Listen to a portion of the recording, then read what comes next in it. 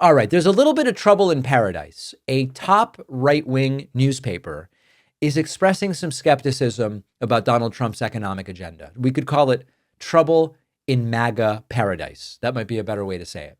When Holman Jenkins at the Wall Street Journal editorial page, this is the same Wall Street Journal owned by News Corporation, generally supportive of Trump for a very long time.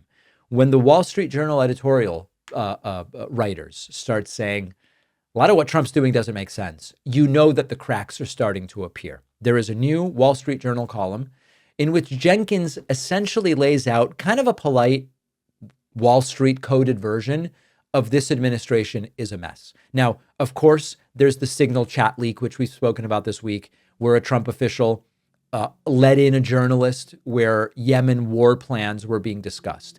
In a secure government, that would be a scandal. In Trump world, I guess it was Monday that it happened.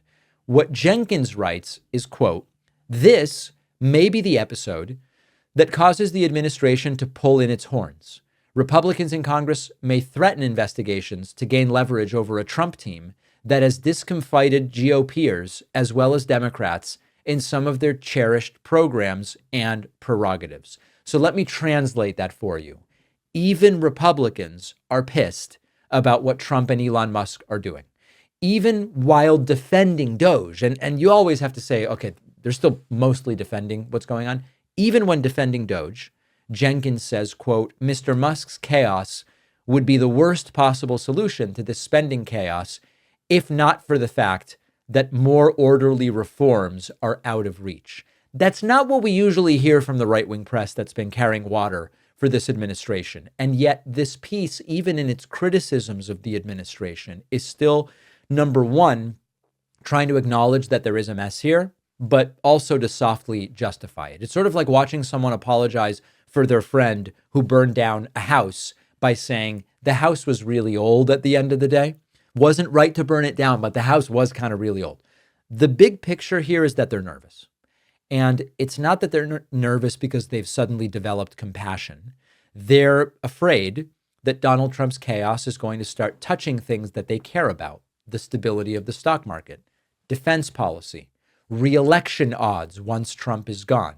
You don't start a column saying Doge or nothing unless you've run out of coherent ideas. And you definitely don't start cautioning that the administration needs to pull in its horns unless people in your circle are saying this is starting to look bad. Now, I want to be really clear. Yes, the Wall Street Journal editorial board is trying to thread a needle here.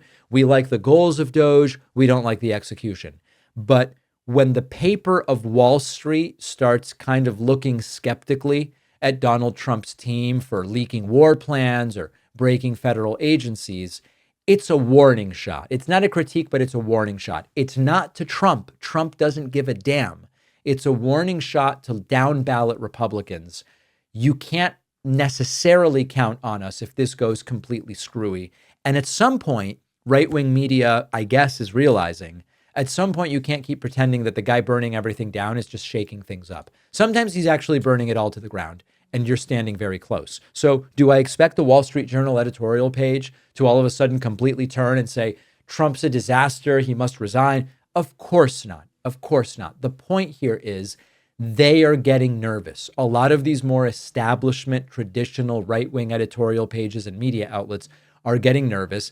And what elected officials are telling us is that behind the scenes, there's Republican elected officials also getting very nervous. They just aren't willing to say it publicly because they know they will become targets of Trump or Musk or primary campaigns or whatever the case may be. So we're going to be watching for these cracks. And one of the things you're going to notice in the Friday feedback is that the more that the cracks develop among elected Republicans and right-wing media, the more that the average Trump supporter supports Trump even more, which is exactly what cult behavior would suggest.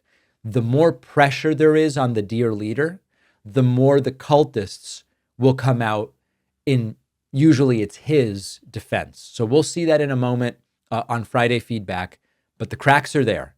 Will it matter? That's tougher to say. Sleep is one of the most important foundations for every aspect of health. If you are having trouble falling asleep or waking up too early, Beam Dream powder may help. Beam Dream is a calming, delicious hot cocoa with melatonin to help you unwind, drift into restful sleep. Melatonin is well studied. It's a non-drug option proven to help you fall asleep faster and stay asleep longer without a lot of the side effects that are not so good from the antihistamines or the prescription drugs, which is why Beam Dream has helped so many people improve their sleep with a hot, chocolatey, relaxing nighttime ritual that has 0 sugar and only 15 calories. My go-to flavor is cinnamon cocoa, a mug and great sleep. Very nice. But it also comes in sea salt caramel, brownie batter, vanilla chai, and other flavors. Go to shopbeam.com/Pacman. Use the code Pacman for 40% off. The link is in the description.